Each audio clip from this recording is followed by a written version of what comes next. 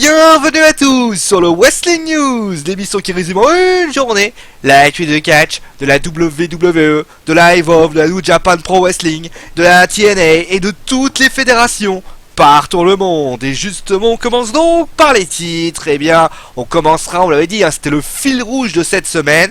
Eh bien, on a des informations sur Luke Harper. Est-elle bonne ou est-elle mauvaise? Vous le saurez dans quelques instants.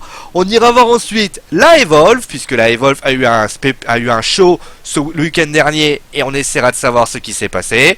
Et enfin, on terminera avec les résultats de NXT. Allez, maintenant on commence avec Luke Harper. Alors avant qu'on commence à parler de bonnes ou de mauvaises nouvelles, on va quand même revenir sur ce qui s'est passé pour Luke Harper. Nous étions à Raw, plutôt à l'après-Raw, et il y avait un match par équipe pour les fans de Philadelphie. Luke Harper, après avoir été expulsé des rings en passant par-dessus la troisième corde, mais ça vous le savez, s'est mal réceptionné et se tenait la jambe droite et ne pouvait plus poser sa jambe. On craignait le pire et malheureusement, il l'a bien eu. En effet, dans une salle de gym où il se trouvait, il a dit à certains fans, excusez-moi, qu'il se serait fait une déchirure des ligaments croisés du genou. En clair, ça fait à peu près 6 mois minimum. Maintenant, il ne reste plus qu'à la WWE de l'annoncer.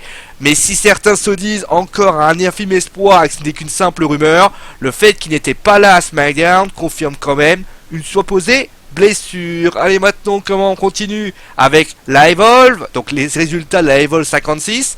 Et après avoir appris que Mike Bailey ne pouvait pas être présent ce soir, et surtout qu'il y aurait plusieurs matchs de qualification à la Evolve pour participer au tournoi WWE Global Cruiserweight Series, parce que pour ceux qui ne le sauraient pas, la Evolve et la WWE sont entre guillemets partenaires. Le premier match a alors lieu, il voit la victoire de TJ Perkins qui bat Sami Callihan en le faisant abandonner. Après le combat, Perkins annonce d'ailleurs qu'il est un agent libre. Le second match voit la victoire de Ten Page face à Jack Gallows par un package par driver.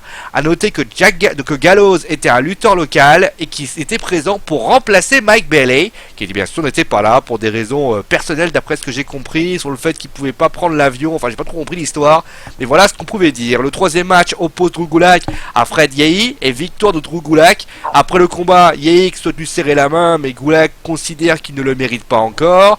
Du côté de Chris Hero, il gagne contre Tracy Williams. A noter que le vainqueur veut qu'on le désigne comme le meilleur au monde. Ça fera plaisir à Chris Jericho.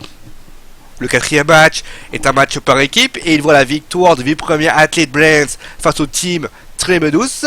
Et pour le premier match de la World Challenge Series, c'est Zack Sabre Jr. qui gagne face à Johnny Gargano. Après le match, les PAB attaquent Gargano et il fera l'intervention d'Ethan Page pour l'aider. Et enfin on termine avec le titre de la Evolve et victoire et toujours champion de la Evolve, Timothy Thatcher face à Matt Riddle. Et d'ailleurs après le combat, Sami Callihan attaque le champion, concluant le show. Allez, maintenant on va finir ce Wrestling News avec NXT. Que s'est-il passé durant ce show exceptionnel? On a retrouvé Johnny Gargano, mais il a gagné. Il a gagné contre Elias Samson grâce à un roll-up. Après le combat, Samson s'en prend à Gargano. Il fera l'intervention d'Apollo Crew pour qu'il se casse. Le second match pour la victoire de Finn Balor sur X1 grâce à un coup de grace. Du côté des filles, c'est Alexa Bliss qui bat Sarah Thompson avec un Spark Splash. Et comme on n'a jamais cette belle demoiselle, Emma affrontait Asuka en main event. Et sans surprise, hein, c'est Asuka qui a remporté ce match suite à Asuka Clock, concluant le show. Allez, c'est la fin de ce Wrestling News. Donc grosse information, on rappelle un Luke Harper qui s'est fait a priori une déchirure des ligaments croisés du genou. Ça fait 6 mois minimum, donc pour ceux qui aimaient beaucoup Luke Harper, il va falloir accepter qu'il ne sera pas là pendant un certain temps. Bon, en tout cas, demain, on retrouvera les résultats de WWE SmackDown.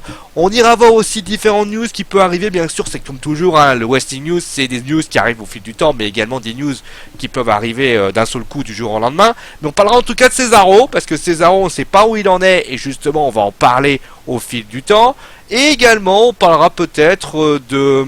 Qu'est-ce qu'on va pouvoir parler? Ah bah tiens, on va parler de Daniel Bryan. Et oui, Daniel Bryan, il s'est passé des choses avec Daniel Bryan, et on en parlera bien évidemment dans le Wrestling News de demain. En tout cas, même si, à part si bien sûr des informations arrivaient durant la journée. Bon, en tout cas, prenez soin de vous, amusez-vous bien, et ciao tout le monde!